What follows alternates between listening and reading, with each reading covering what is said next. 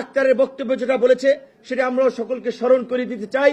কিছুদিন আগেই জিএম কাদেরের যে বক্তব্য, তিনি কিভাবে ঔদ্ধত্য দেখাতে পারেন এবং বলতে পারেন আওয়ামী লীগ ছাড়া নাকি কোনো এই দেশে নির্বাচন হবে না। এই কথা বলার পরে জিএম কাদের কিভাবে এই ঢাকায় আপনার রাজপথে তার অফিসে আসে, তার উত্তরার বাড়িতে অবস্থান করে। যেই আওয়ামী লীগ গণহত্যা চালিয়েছে, এই শহীদ পরিবারগুলো এখানে বসে আছে, এখনো বিচার চলছে গণহত্যার, মানবতা বিরোধী অপরাধের। সেই অপরাধের দায়ে আওয়ামী লীগকে নিষিদ্ধ করা হয়েছে, সংগঠন হিসেবে তার বিচার হচ্ছে। আর জিএম কাদের বলছে আওয়ামী লীগ ছাড়া নাকি এই দেশে নির্বাচন হবে না, জাতীয় পার্টি ছাড়াও নির্বাচন হবে না। কাজে আমি বিনয়ের সাথে রাজনৈতিক নেতৃবৃন্দকে বলবো, অবশ্যই নির্বাচনের আগে নির্বাচন বিঘ্নিত হোক এমন কোন কাজ আমরা চাই না। কিন্তু এই আওয়ামী লীগের দোসর এবং ভারতীয় এজেন্ট এই বাংলাদেশের রাজনীতিতে যখন থেকে তারা এসেছে, এই বিস্ফোরা জাতীয় পার্টির বিষয়ে ফয়সালা না হয়ে যদি আমরা নির্বাচনে যাই, আমাদের জন্য শনির দশা অপেক্ষা করছে। কারণ এই জাতীয় পার্টির মাধ্যমে আওয়ামী লীগ ব্যাক করবে।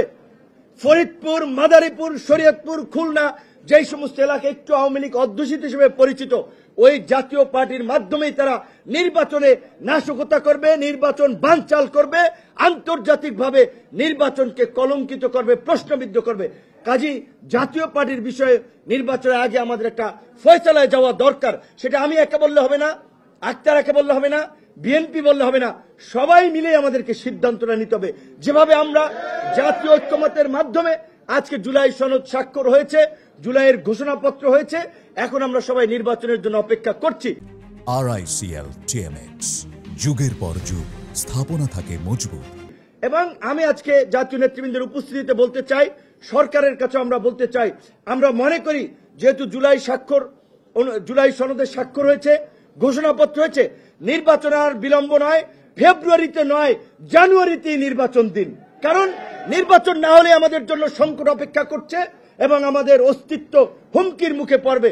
তাই আমাদের পরিষ্কার কথা, নির্বাচন যত দ্রুত সরকার করতে পারে আমরা তত দ্রুত নির্বাচন চাই। কিন্তু একই সাথে রাজনৈতিক দলগুলোকে একটা কথা স্মরণ করিয়ে দিতে চাই, নির্বাচন আগামীতে কেমন হবে সরকার এবং আইন শৃঙ্খলা বাহিনীর চেয়ে রাজনৈতিক দলগুলোর আচরণের উপর নির্ভর করে, রাজনৈতিক দলের নেতৃত্বের ভূমিকার উপর নির্ভর করে নির্বাচন কি সংঘাত সহিংসতা মুক্ত হবে নাকি সংঘাত সহিংসতার মধ্য দিয়ে একটি বিতর্কিত নির্বাচন হবে।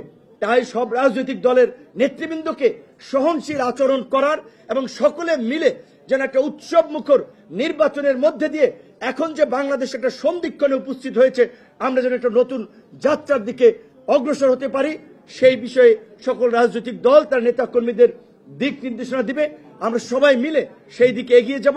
সেই আকাঙ্ক্ষায় আজকের এই গণ অধিকার পরিষদের প্রতিষ্ঠা বার্ষিকীতে যারা শুভেচ্ছা জানিয়েছেন, এখনো যারা আছেন, তাদেরকে আন্তরিক ধন্যবাদ এবং কৃতজ্ঞতা জানাই।